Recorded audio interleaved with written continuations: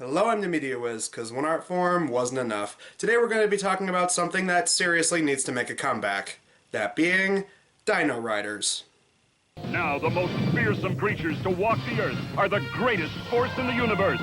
22 awesome dinosaurs in the Dino-Riders collection. Dino-Riders! Back in the 80s and 90s, there were plenty of cartoon shows that were made to promote action figures, toys, and other various merchandise. Whether it be humanoid turtles that study ninjutsu and eat pizza, or giant robots that turn into cars.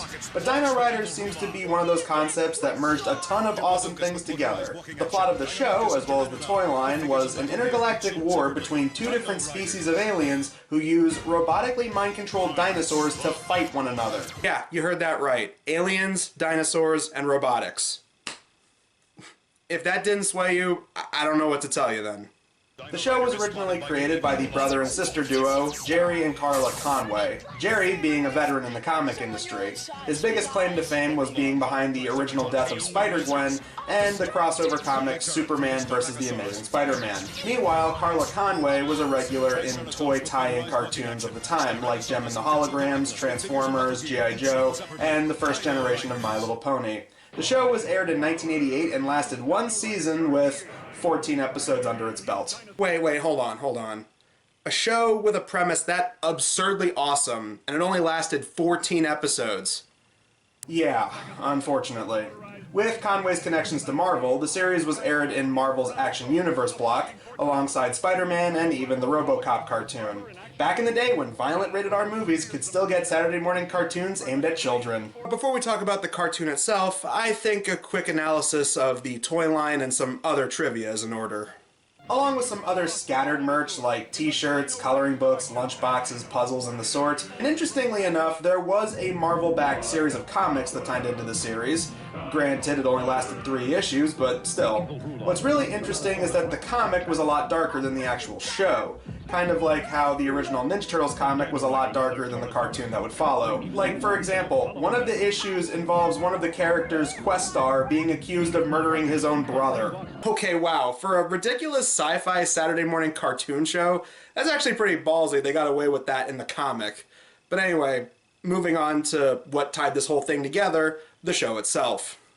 The plot of the cartoon follows 2 feuding species as they battle across space. The peaceful human-like beings called the Valerians, and the human-animal hybrid creatures called the Rulons. The Valerians are shown to be a peaceful people who have magical abilities, while the Rulons are a tyrannical race of half reptiles, half insects, and half fish people who have used their technology to conquer. And while a lot of these guys' designs are cool and all, I still can't help but feel like some of them just feel like rejected Ninja Turtles villains. Especially the leader, this frogman with a water-filled spacesuit called Krulos. Since the Rulons are trying to take over their homeworld, the Valerians use a magical crystal device to travel to a new world to escape them, and they just so happen to land in prehistoric Earth. From there, the Rulons follow them there, and they use their technology to take over the dinosaurs' minds and use them to attack with these devices called brain boxes. Meanwhile, the Valerians befriend the dinosaurs with the help of their psychic powers. Don't frighten it, young star. We mean you no harm, my huge friend.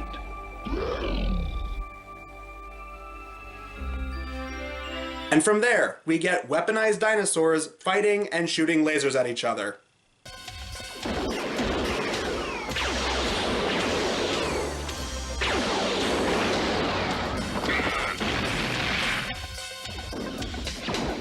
You've come a long way to die, youngster! Huh? Looking for someone, fish face?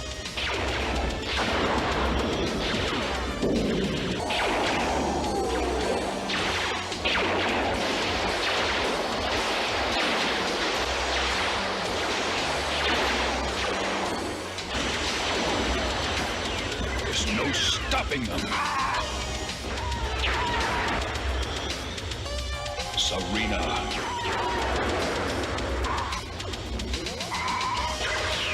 Now here's a problem I have with the Valerians. They're not bad as characters, but at times they're a bit generic. Sure, the villains are generic 80s cartoon bad guys who just want world domination, but sometimes they can have some over-the-top fun. But the good guys mostly consist of the token goody two-shoes, complete with these space hippie costumes that make them look like He-Man and She-Ra's backup. Specifically, you have the obligatory kid character because all 80s movies and shows had to include the tag-along kid character, and the meathead of the group, Youngstar. He's the kind of guy who runs into danger and needs to be saved for his lack of common sense, and when he's not doing that, he flirts with the one woman of the crew, Serena. Well, there are some advantages to having a dinosaur shortage. Oh? And what's that? It's a great opportunity to get closer. Yeah, think of him as the Johnny Bravo of this show. Though to be fair, they do try to give them some interesting character traits, like Mind's Eye, the old blind guy of the group who has heightened fighting skills, kind of like Daredevil, or Turret, the scientist of the group. Honestly, this guy gets the most character development out of the main cast. He starts off as unsure of himself, but he slowly comes into his own and ends up saving the day in a lot of the episodes. And that's another thing this show does surprisingly well. The show regularly has compelling, character-driven stories. Sure, you got the awesome dinosaur fights, but when they let the characters flesh out for a bit, they do pretty well. Specifically, an episode where Serena has the opportunity to let Krulos die with the water leaking out of his space helmet, but she saves him because of Valerion's peaceful ways. Me, a Dino-Rider, help you? I was given this gift of healing to use on all living creatures, and even you have the right to life. Another plus here, from the perspective of dinosaur enthusiasts, is they actually did their homework and named the dinosaurs with their proper names. Triceratops versus your Torosaurus. In fact, long after the show and the toy line had ended, the same models were then used by the Smithsonian because they thought that they captured dinosaur biology pretty accurately. And those same dinosaur toys were then used in this iconic scene from Mrs. Doubtfire. Today, we'll be talking about dinosaurs. It's a Dinosaurus line! Although, if you did want to nitpick, you could point out how some of the dinosaurs featured in this show weren't actually from that point in time. Yeah, some of the dinosaurs were featured in Cretaceous period, and some were in the Triassic period. I think I'd be more offended by this if I hadn't already seen Marvel absolutely butcher dinosaurs, what with talking dinosaurs that can apparently speak in Hebrew, and apparently the first ever human to exist was Wolverine from the X-Men, who evolved from an otter. And, oh yeah, they call the Jurassic period Jurassic Park, unironically. So clearly you could do way, way worse. Out of all the episodes, there are two episodes I really wanted to highlight. First of all, episode 9 is the show's only holiday special. And which holiday did they choose to represent? Thanksgiving! Which explains why I'm doing this the week of. Questar, can I make the Thanksgiving toast?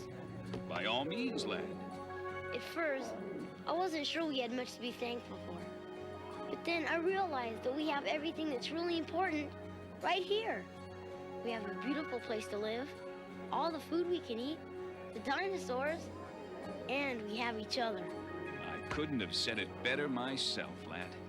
Happy Thanksgiving, Dino-Riders. Yeah, if you thought that talking turkeys traveling back in time to take turkey off the menu was far-fetched, get ready for something even more insane. The first ever Thanksgiving involving dinosaurs. The other episode I wanted to highlight was the series finale, where the heroes and villains jump forward in time and they go to the Ice Age. Not only do they come across various Ice Age animals and even early humans, but they also take them back in time with them. So now they have dinosaurs and the likes of sabers and woolly mammoths on their side. Mainly because they wanted to push a new wave for the toy line. Okay, so first they use brainwashing technology to use dinosaurs to fight an all-out intergalactic war, but then they think it's a good idea to take Ice Age creatures from their respective time and then bring them back in time to when there was a much hotter climate, let alone taking one of the first earliest examples of humans back with them as well. Oh my god, shut up. And this is sadly where the Dino-Riders cartoon came to an end. On a cliffhanger, no less. We even get some awesome prehistoric creatures about to fight it out, and we never got to see where any of it went. But after 14 episodes, Dino-Riders has floated around in purgatory for years. Most notably, Tycho, the company responsible, ended up getting bought out by Mattel. And I'm from Mattel. Well, I'm not really from Mattel. I'm actually from a smaller company that was purchased in a leveraged buyout. Yeah, really let that one sink in. Rex from Toy Story was supposed to be the same T-Rex from Dino-Riders. A couple of other similar toy lines came out throughout the years, like Primal Clash, which is sort of like Dino-Riders, but they have human characters that are less like the Valerians and more like G.I. Joe characters. Fisher-Price's Imagine Next toy line has also done plenty of animatronic dinosaur figures that show a slight inspiration from Dino-Riders. And as far as the animation goes, plenty of shows have referenced or parodied it, like Robot Chicken, South Park, and Teen Titans Go. As for what the future had held for Dino-Riders, there was actually a brief comeback. And of course, it just happened to be in 2020. Mattel put out a throwback set where the toys were noticeably smaller than when they were first released, resembling more game board pieces. But still, for retro toy collectors and those who grew up with the series, it's a welcome addition, showing Mattel still cared about Dino-Riders after all. Which really makes me wonder, with nostalgia being a really popular thing nowadays, and Mattel apparently knowing that Dino-Riders has a fan base behind it, when are they ever going to try making a Dino-Riders movie? Ever since 2015, there was talk of them making one, but it didn't seem to go anywhere. I mean, I'm just saying, after the success of Barbie last year, they were talking about going all out on a Mattel Cinematic Universe, and since Disney owns part of Marvel, and this technically falls under the Marvel banner, why not make a Dino-Riders movie at this point? I guess the closest thing we have is this one French movie, Dinosaur from the Deep. It's a low-budget dinosaur horror movie from 1993 that tried capitalizing on the whole dinosaur trend after Jurassic Park. For major cinema buffs out there, you know that one Roger Corman movie about dinosaurs that was also based on a book that he just so happened to make after Jurassic Park got really popular, Carnosaur? Yeah, think of this movie kind of like a French version of Carnosaur. But I bring it up because the movie actually used the animatronic Dino-Riders T-Rex for some of its shots. Yes, it's really cheap looking, but hey, until they actually make a Dino-Riders movie, I guess this is what we'll have to settle with. As for home video releases, Dino-Riders had a few VHS releases in the States, and almost all the episodes on VHS in the UK. And while it's not on any streaming services at the moment, all the episodes are readily available on YouTube. And overall, I'd honestly highly recommend looking into this series. For a cartoon that was shortly lived and a toy line that faded into nostalgia for those who grew up with it, it's a series that had a solid concept and some awesomely cheesy 80s execution. Every episode has plenty of dinosaur action goodness. Sure, the character stuff can be pretty hit or miss depending on the episode, but the show has enough good that keeps it entertaining. Add to that, the animation and voice acting still holds up for the most part, especially considering you have awesome 80s voice acting legends in here, like Townsend Coleman, Rob Paulson, Cam Clark, Charlie Adler, and Optimus Prime and Megatron themselves as the leader of the opposing forces, Peter Cullen and Frank Welker. And as far as the animation goes, there are the occasional hiccups here and there, but as far as 80s animation goes, I still think it holds up after all these years. And honestly, as far as 80s cartoons that are pretty much just backdoor toy commercials, you can certainly do far worse. I'd highly recommend Dino-Riders over Rubik the Amazing Cube, that's for sure. Well, that wraps up November. That means we have just 4 videos left, and they're all going to be done in December, and of course I'm going to be partnering with Red Ribbon Reviewers, and hopefully it's a good way to wrap up the incredibly hectic year that was 2024. But until then, guys, I'm the Media Wiz, because one art form wasn't enough.